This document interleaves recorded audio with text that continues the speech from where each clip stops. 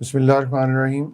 बढ़ते हैं हम अपने next part of the lecture की तरफ, रिस्क असेसमेंट या रिस्क एनालिसिस की तरफ। ये डेफिनेशंस हमने पहले भी देखी थी, लेकिन अब थोड़ा सा इनको मज़ीद डिटेल में देखते हैं। रिस्क इज़ द पॉसिबिलिटी और likelihood that threat will exploit vulnerability to cause harm to an asset. Likelihood यानी जो पॉसिबिलिटी है। Risk occurs at the intersection of vulnerability and threat.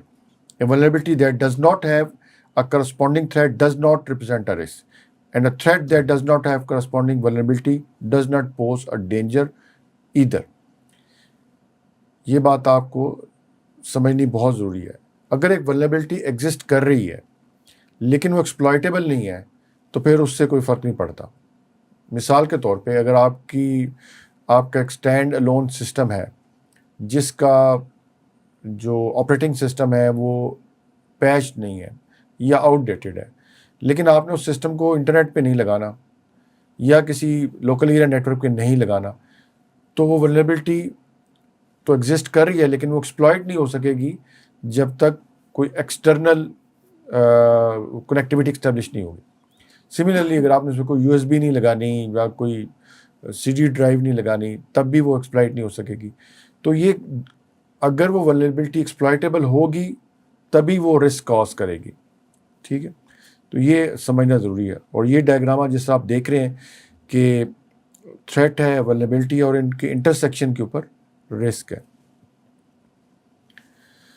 Once an inventory of asset and threats is developed, then each asset threat pairing must be individually evaluated and its risk calculated or assessed. ठीक है, जो हमने asset threat pairing देखी, अब हमें उसका risk calculate करना है।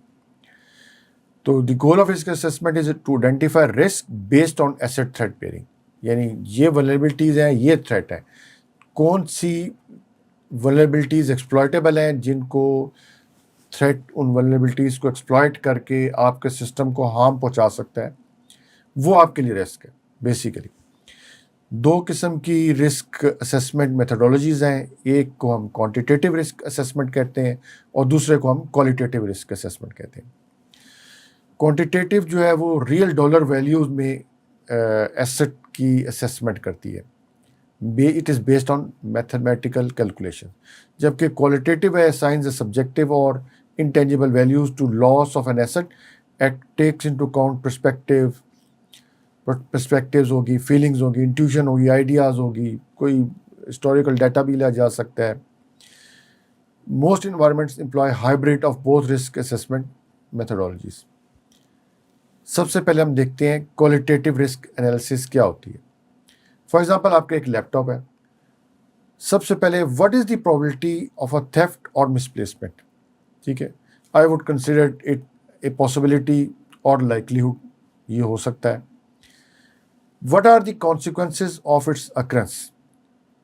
It is necessary to consider few factors in order to provide comprehensive answer. यानी consequences के लिए क्या उसका जो उसके अंदर डाटा पड़ा हुआ है उसके ऊपर इंक्रिप्शन लगी हुई है, और फिर वो कौन सी इंक्रिप्शन है या कौन सा स्टैंडर्ड फॉलो किया हुआ है।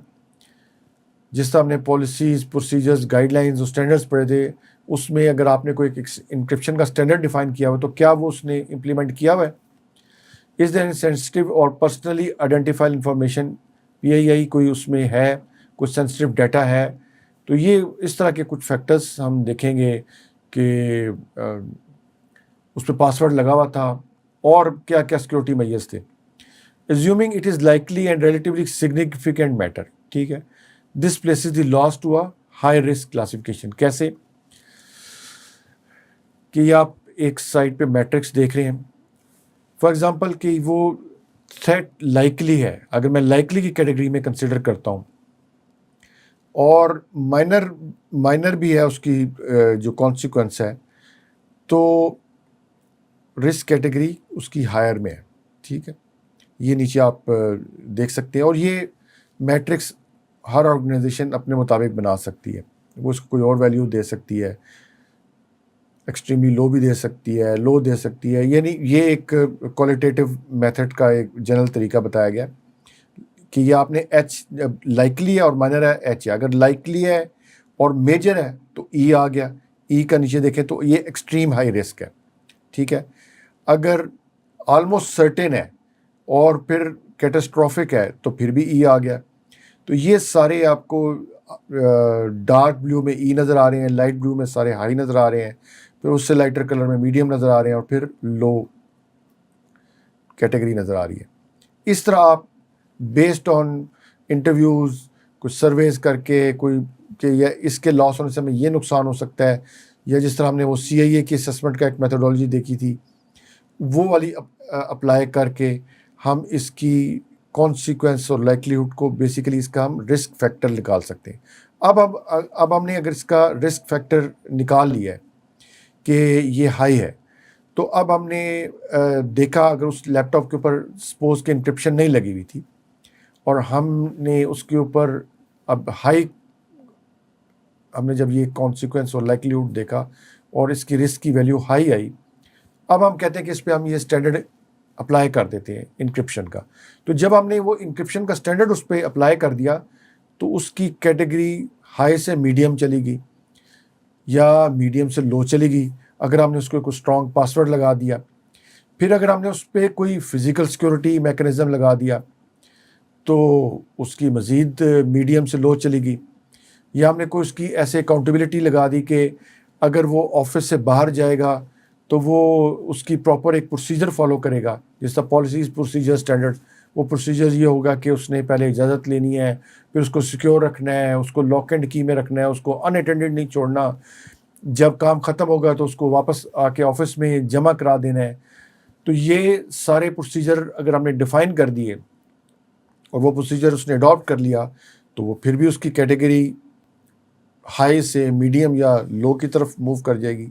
तो ये एक क्वालिटेटिव मेथड है जिसके ज़रिए हम रिस्क को असेस करते हैं, फिर उसको रिस्क को इसी तरह जो भी हम मेथड उस पर इम्प्लीमेंट करते हैं कंट्रोल मेजर, तो उसी ये हाई मीडियम लो की फॉर्म में उसको हम एक एंट्री अपने जो भी टेबल बनाया होगा उसमें वो एंट्री कर देते हैं।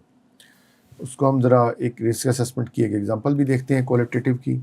फॉर एग्जांपल ये आपने इक्विपमेंट को आईडी दी, एसेट आपका फिजिकल इक्विपमेंट था, थ्रेट आपने देखा कि अनलॉक्ड मेन गेट था, ठीक है। वल्नरेबिलिटी क्या था, on the premise of the company there is a possibility that access might be achieved, because of this criminals can have an easier time entering and leaving the premises of the organization। तो ये इसकी vulnerability थी। तो impact क्या आया, इसका medium था, likelihood medium था और रिस्क मीडियम आपने इससे असेस कर लिया। इस तरह आपका डिजिटल डाटा था, backup only taken after 2 months and stored on site, ठीक है। एक तो बैकअप 2 महीने के बाद ले रहे हैं, दूसरा साइट पे स्टोर कर रहे हैं।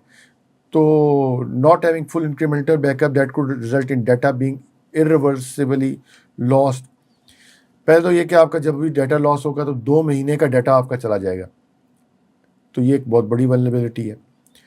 फिर अगर आप ऑन साइट स्टोर कर रहे हैं, अगर उस ऑन साइट में कोई एक्सीडेंटल, कोई फायर, कोई अर्थक्वेक या उस तरह का कोई इवेंट हो जाता है तो आपके पास कोई ऑफ साइट बैकअप ही नहीं है, तो ये उससे बड़ी वल्नरेबिलिटी है।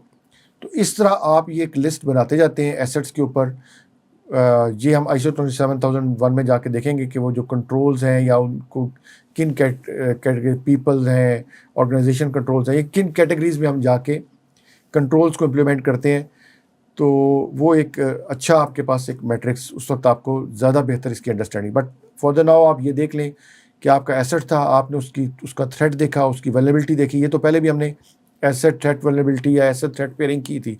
अब उसका हमने क्वालिटेटिव में उसका इम्पैक्ट लाइक्लीहुड निकाला और रिस्क उसका कैलकुलेट कर लिया, ठीक है। तो ये हमने एक क्वालिटेटिव मेथड था जिसको हमने देखा। मिलते हैं इंशाल्लाह नेक्स्ट लेक्चर में। Thank you very much.